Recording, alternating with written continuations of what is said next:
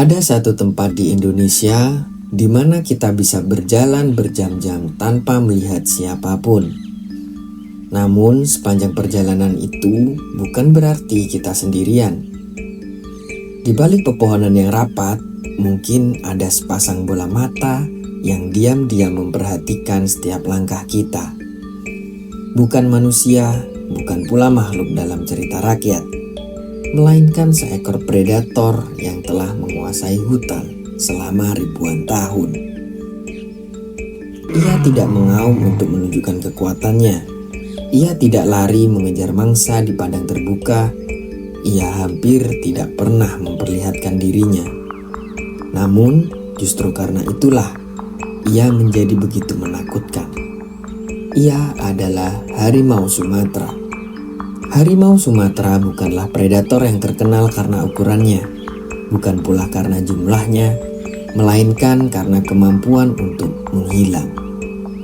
Bahkan para peneliti yang menghabiskan bertahun-tahun di dalam hutan seringkali tidak pernah melihatnya secara langsung. Yang mereka temukan hanyalah jejak kaki, bekas cakaran di batang pohon, sisa mangsa, atau sesekali sebuah rekaman singkat dari kamera tersembunyi yang memperlihatkan seekor harimau melintas selama beberapa detik sebelum kembali lenyap ke dalam gelapnya hutan. Seolah-olah hutan itu sendiri yang sedang menyembunyikannya. Lalu muncul sebuah pertanyaan. Mengapa harimau Sumatera begitu sulit ditemukan? Apa yang membuat predator ini mampu hidup nyaris tanpa terlihat? Apakah karena jumlahnya yang sedikit? Karena hutannya yang terlalu lebat? Atau memang sejak awal alam telah membentuknya menjadi pemburu yang tidak pernah ingin diketahui keberadaannya? Dalam video ini kita akan menelusuri bagaimana tubuhnya, perilakunya, hingga habitat tempat ia hidup membuat harimau Sumatera menjadi salah satu predator paling misterius di Indonesia. Dan mungkin setelah mengetahui semua itu, kita akan menyadari bahwa misteri terbesar bukanlah bagaimana harimau bertahan hidup di dalam hutan, melainkan bagaimana selama ini ia mampu hidup begitu dekat dengan manusia tanpa hampir pernah terlihat. Sebelum memahami mengapa ia begitu misterius, kita perlu mengetahui satu fakta penting. Harimau ini adalah harimau terakhir yang masih dimiliki Indonesia. Indonesia pernah memiliki lebih dari satu jenis harimau. Di Pulau Jawa hidup harimau Jawa, di Pulau Bali hidup harimau Bali. Namun, waktu tidak berpihak kepada keduanya. Perburuan dan hilangnya habitat membuat kedua harimau itu akhirnya menghilang dari alam. Kini hanya satu yang masih bertahan, harimau Sumatera. Artinya, setiap harimau yang masih berkeliaran di hutan Indonesia saat ini berasal dari Pulau Sumatera. Fakta ini membuat harimau Sumatera bukanlah hanya satwa langka. Ia adalah penjaga terakhir garis keturunan harimau yang pernah menghuni Nusantara. Namun, yang membuatnya menarik bukan hanya statusnya sebagai harimau terakhir. Alam juga membentuknya dengan cara yang sangat berbeda. Jika dibandingkan dengan harimau dari wilayah lain, harimau Sumatera memiliki tubuh yang lebih kecil dan lebih ramping. Sekilas, ukuran itu mungkin terlihat sebagai kelemahan. Tetapi di dalam hutan hujan tropis, ukuran yang lebih ringkas justru menjadi sebuah keuntungan. Bayangkan berjalan di antara pepohonan yang rapat, akar-akar besar menjulur kemana-mana, semak berduri menutupi hampir seluruh lantai hutan. Di tempat seperti itu, tubuh yang besar justru menyulitkan pergerakan. Sebaliknya, tubuh harimau Sumatera memungkinkan bergerak lebih lincah, lebih senyap, dan lebih efisien. Bahkan corak belang pada tubuhnya bukan sekedar hiasan. Saat cahaya matahari menembus sela dedaunan, hutan dipenuhi bayang-bayang memanjang. Belang hitam di tubuh harimau menyatu dengan pola cahaya dan bayangan itu. Dalam hitungan beberapa meter, tubuhnya biasanya lenyap dari pandangan. Inilah salah satu alasan mengapa banyak orang merasa hutan Sumatera begitu misterius. Bukan karena harimaunya tidak ada, melainkan karena mata manusia memang tidak dirancang untuk melihatnya. Harimau tidak perlu bersembunyi di balik batu atau masuk ke dalam gua.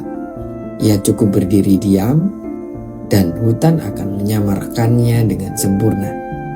Sejak awal, alam seolah telah merancang setiap bagian tubuhnya untuk satu tujuan, agar tetap tidak terlihat. Namun, tubuh yang mampu berkamuflase hanyalah sebagian dari rahasianya. Karena misteri harimau Sumatera bukan hanya terletak pada penampilannya, melainkan juga pada cara ia menjalani hidup. Dan disinilah semuanya menjadi jauh lebih menarik. Di hutan Sumatera, melihat harimau Sumatera secara langsung adalah pengalaman yang sangat langka. Bahkan bagi para peneliti yang bertahun-tahun bekerja di dalam hutan, perjumpaan langsung dengan predator ini bukanlah sesuatu yang sering terjadi. Yang lebih sering mereka temukan justru tanda-tanda kehadirannya saja.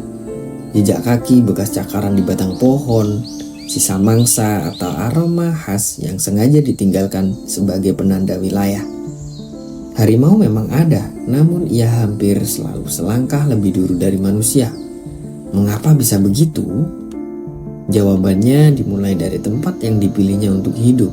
Harimau Sumatera menghuni hutan hujan tropis yang lebat, termasuk kawasan rawa air tawar dan rawa gambut.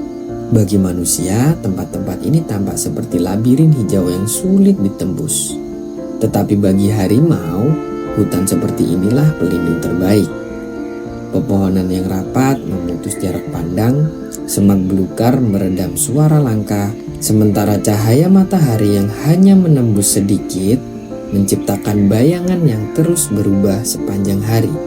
Di lingkungan seperti itu, seekor harimau bisa berada hanya beberapa puluh meter dari manusia. Namun, bukan hanya hutannya yang membuat mereka sulit ditemukan. Cara hidupnya pun memang dirancang untuk menghindari pertemuan. Berbeda dengan singa yang hidup berkelompok, harimau Sumatera adalah hewan penyendiri. Setiap individu memiliki wilayah jelajahnya sendiri. Wilayah itu bisa mencapai puluhan kilometer persegi, tergantung kondisi hutan dan ketersediaan mangsa. Mereka tidak hidup berdampingan dalam kelompok besar. Tidak ada kawanan yang berkumpul, tidak ada suara yang saling bersahutan. Sebagian besar waktu mereka dihabiskan sendirian. Akibatnya, peluang melihat satu ekor harimau saja sudah sangat kecil, apalagi 2 atau 3 ekor sekaligus. Kesunyian bukan sekedar kebiasaan bagi harimau Sumatera. Kesunyian adalah strategi bertahan hidup.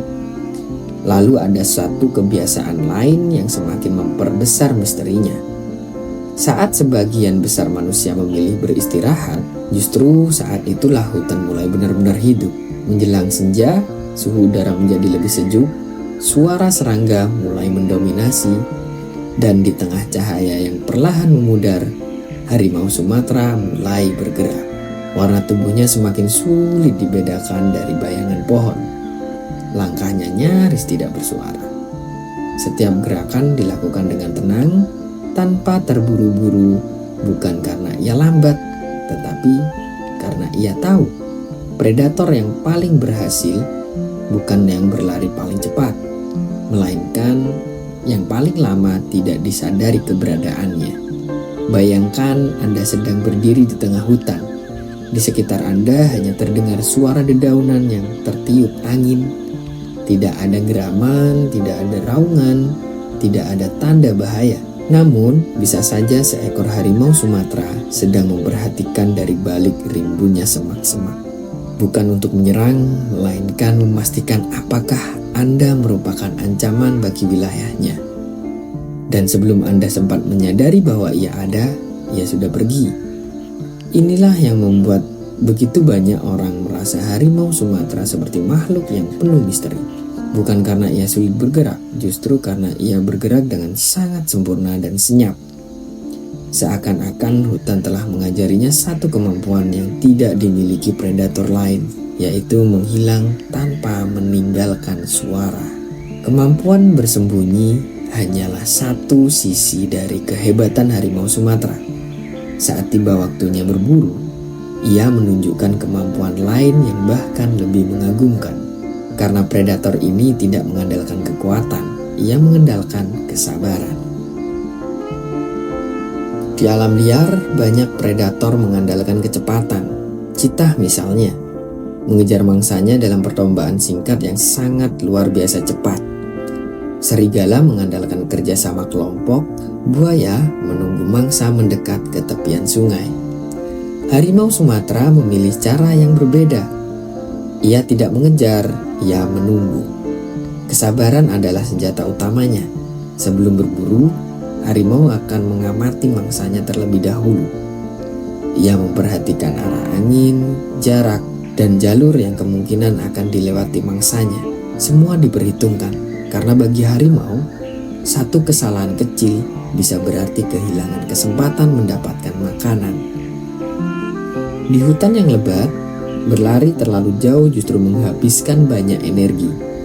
Itulah sebabnya harimau Sumatera dikenal sebagai pemburu penyergap. Ia membiarkan mangsanya merasa aman, sementara dirinya perlahan mendekat. Selangkah demi selangkah, begitu pelan, hingga suara langkahnya tenggelam oleh desir angin dan gesekan dedaunan. Mangsanya mungkin hanya berjarak beberapa meter, namun tetap tidak menyadari bahwa maut sedang bergerak mendekat. Harimau tidak terburu-buru, ia tahu kapan harus berhenti, kapan harus merunduk, dan kapan harus menunggu. Kadang ia bisa berdiam tanpa bergerak selama beberapa menit, menunggu satu kesempatan yang benar-benar tepat. Karena ia tahu kesempatan itu mungkin hanya datang sekali saja. Lalu, dalam sepersekian detik, semua berubah. Ledakan tenaga dari otot-otot kaki belakang mendorong tubuh harimau melesat ke depan. Tidak ada peringatan, tidak ada suara auman, hanya satu serangan cepat yang dirancang untuk mengakhiri perburuan secepat mungkin. Kemampuan berburu seperti inilah yang membuat harimau Sumatera bertahan sebagai predator puncak di hutan hujan tropis selama ribuan tahun. Bukan karena ia selalu yang terkuat, tetapi karena ia hampir selalu tidak terlihat. Hutan adalah benteng terbaik yang pernah dimiliki predator ini. Setiap pohon besar, setiap semak yang rapat, setiap lembah yang sulit dijangkau, semuanya membantu harimau melakukan satu hal yang paling ia kuasai, menghilang dan bersembunyi. Lalu, bagaimana jika benteng itu mulai runtuh? Harimau Sumatera bukan hewan yang hidup di satu tempat sepanjang hidupnya. Ia memiliki wilayah jelajah yang luas. Di dalam wilayah itu, ia berburu, beristirahat, mencari pasangan, dan membesarkan anak. Bagi seekor harimau, hutan bukan sekedar tempat tinggal. Hutan adalah seluruh dunianya. Karena itu, ketika sebagian hutan menghilang, yang hilang bukan hanya pepohonan. Harimau kehilangan jalur yang selama ini digunakannya untuk bergerak. Ia kehilangan tempat berburu, ia kehilangan tempat berlindung, dan yang paling berbahaya, ia kehilangan kemampuan untuk tetap tidak terlihat. WWF menjelaskan bahwa harimau Sumatera membutuhkan kawasan hutan yang luas dan saling terhubung. Ketika habitat terpecah menjadi bagian-bagian kecil, harimau menjadi lebih rentan terhadap konflik, perburuan, dan berkurangnya keragaman genetik. Bayangkan sebuah hutan yang dahulu menyatu. Kini di tengahnya terdapat jalan, di sisi lain terdapat perkebunan. Bagi manusia, itu mungkin hanya perubahan pemandangan. Namun bagi harimau, jalur yang telah digunakan selama puluhan tahun tiba-tiba terputus. Ia dipaksa mencari jalan baru. Dan setiap langkah keluar dari tutupan hutan berarti satu resiko baru. Resiko bertemu manusia. Resiko kehilangan mangsa, resiko menjadi sasaran pemburu. Ironisnya, semakin kecil hutan yang tersisa, semakin besar kemungkinan manusia melihat harimau Sumatera. Banyak orang mengira harimau kini semakin sering muncul. Padahal kenyataannya justru sebaliknya. Harimau tidak sedang mendekati manusia. Manusialah yang semakin dekat dengan wilayah harimau. Ketika dua dunia yang dulu terpisah mulai saling bertemu, konflik menjadi sangat sulit dihindari. Padahal selama hutannya masih utuh, harimau Sumatera lebih memilih menghindari manusia daripada berhadapan langsung. Karena bagi predator ini, pertemuan dengan manusia bukanlah kemenangan, melainkan pertanda bahwa ada sesuatu yang telah berubah di dalam hutannya. Inilah sisi lain dari misteri harimau Sumatera. Selama hutannya masih lebat, ia hampir mustahil untuk ditemukan. Sangat-sangat jarang manusia melihat harimau Sumatera dengan mata telanjang. Namun ketika hutannya mulai menghilang, misterinya perlahan berubah menjadi sebuah peringatan. Bukan karena harimau berubah, tetapi karena dunia di sekelilingnya yang berubah jauh lebih cepat. Meski begitu, masih ada satu pertanyaan yang belum terjawab. Jika harimau Sumatera begitu sulit ditemukan, lalu berapa sebenarnya jumlah mereka yang masih bertahan di luar sana? Mengapa hingga hari ini para ilmuwan pun tidak bisa memberikan angka yang benar-benar pasti? Jawabannya jauh lebih rumit daripada yang dibayangkan. Menghitung populasi harimau Sumatera bukanlah seperti menghitung kawanan rusa di padang rumput. Harimau tidak hidup berkelompok. Mereka menyebar di berbagai bentang hutan yang luas, saling berjauhan dan seringkali dipisahkan oleh sungai, pegunungan, atau kawasan yang sudah berubah menjadi perkebunan dan permukiman. Artinya, setiap individu hidup dalam dunianya sendiri. Ada yang tinggal jauh di pedalaman, ada yang hidup di kawasan pegunungan, ada pula yang bertahan di hutan-hutan yang semakin terisolasi. Kondisi inilah yang membuat para peneliti harus menyusun ribuan potongan informasi sebelum dapat memperkirakan jumlah populasinya. Satu foto dari kamera trap, satu jejak kaki, satu bekas cakaran, satu sampel DNA dari rambut atau kotoran, semua data kecil itu kemudian disatukan seperti menyusun sebuah puzzle yang sebagian besar kepingannya masih hilang. Untungnya, setiap harimau Sumatera memiliki pola belang yang berbeda. Tidak ada dua individu yang benar-benar sama. Karena itu, para peneliti dapat mengenali seekor harimau tanpa harus menangkapnya. Jika pola belang yang sama muncul di lokasi yang berbeda dalam waktu tertentu, mereka bisa memperkirakan seberapa luas wilayah jelajah harimau tersebut. Namun, metode ini pun memiliki keterbatasan. Seekor harimau bisa saja tidak melewati kamera selama berbulan-bulan. Bukan karena ia hilang, melainkan karena ia memilih jalur lain yang tidak dipasang kamera. Inilah sebabnya angka populasi harimau Sumatera selalu ditulis sebagai perkiraan, bukan angka pasti. Yang terpenting bukan sekedar mengetahui berapa jumlahnya, tetapi memahami bagaimana setiap populasi masih saling terhubung. Karena seekor harimau yang hidup sendirian di hutan yang terisolasi akan menghadapi masa depan yang jauh lebih sulit dibanding harimau yang hidup di bentang hutan yang masih saling terhubung. Semakin lama para ilmuwan mempelajari harimau Sumatera, semakin mereka menyadari satu hal. Misteri terbesar bukanlah karena harimau ini pandai bersembunyi, melainkan karena kehidupannya bergantung pada sesuatu yang seringkali tidak terlihat oleh kita, yaitu keterhubungan hutan. Selama jalur-jalur alami itu masih ada, harimau masih memiliki kesempatan untuk bertahan.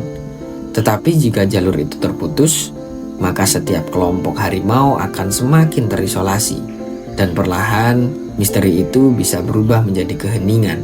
Keheningan yang bukan lagi disebabkan oleh kemampuan harimau untuk menghilang, melainkan karena tidak ada lagi harimau yang tersisa untuk ditemukan. Di awal video ini, kita memulai dengan sebuah pertanyaan. Mengapa harimau Sumatera menjadi predator paling misterius di Indonesia? Sekarang, kita sudah mengetahui jawabannya. Bukan karena ia makhluk yang suka bersembunyi, bukan pula karena manusia belum cukup mencarinya, melainkan karena seluruh hidupnya memang dibentuk untuk tidak mudah ditemukan. Tubuhnya dirancang untuk menyatu dengan hutan. Corak belangnya menghilang di antara cahaya dan bayangan. Langkahnya hampir tidak menimbulkan suara. Ia hidup sendirian, berburu dengan sabar, bergerak ketika sebagian besar hutan sedang gelap, dan memilih menghindari manusia daripada memperlihatkan dirinya. Semua itu menjadikan harimau Sumatera bukan hanya predator yang kuat, tetapi juga predator yang nyaris tak terlihat. Kemampuan itulah yang selama ini membantu mereka tetap hidup. Namun, kini ada satu hal yang bahkan tidak mampu mereka hindari: perubahan pada rumah tempat mereka hidup. Ketika hutan semakin terpecah, ruang jelajah menyusut, dan jalur alami mulai terputus, kehidupan harimau Sumatera menjadi semakin rentan. Misteri yang dulu lahir karena lebatnya hutan, perlahan berubah menjadi misteri karena jumlah mereka yang semakin sedikit, dan ada perbedaan besar di antara keduanya. Misteri pertama adalah keajaiban alam, dan misteri kedua adalah sebuah peringatan. Barangkali kebanyakan dari kita tidak akan pernah melihat harimau Sumatera secara langsung di alam liar. Dan mungkin itu memang sudah seharusnya. Karena hutan yang sehat bukanlah hutan yang mudah memperlihatkan seluruh rahasianya. Justru ketika predator puncak masih dapat hidup tanpa sering terlihat, itu menandakan bahwa alam masih bekerja sebagaimana mestinya. Harimau Sumatera hanya membutuhkan hutan yang tetap mampu menjadi rumahnya, rumah yang telah menjaganya selama ribuan tahun. Harimau Sumatera mengajarkan kepada kita bahwa tidak semua penguasa alam harus terlihat. Kadang yang paling kuat justru adalah yang mampu bertahan dalam kesunyian. Yang paling berbahaya adalah yang tidak pernah perlu menunjukkan kekuatannya. Dan yang paling misterius adalah yang kehadirannya hanya bisa dirasakan melalui jejak-jejak yang ditinggalkannya. Selama jejak itu masih ada, kita tahu bahwa jauh di dalam hutan Sumatera, sang predator terakhir di Indonesia masih berjalan dalam diam.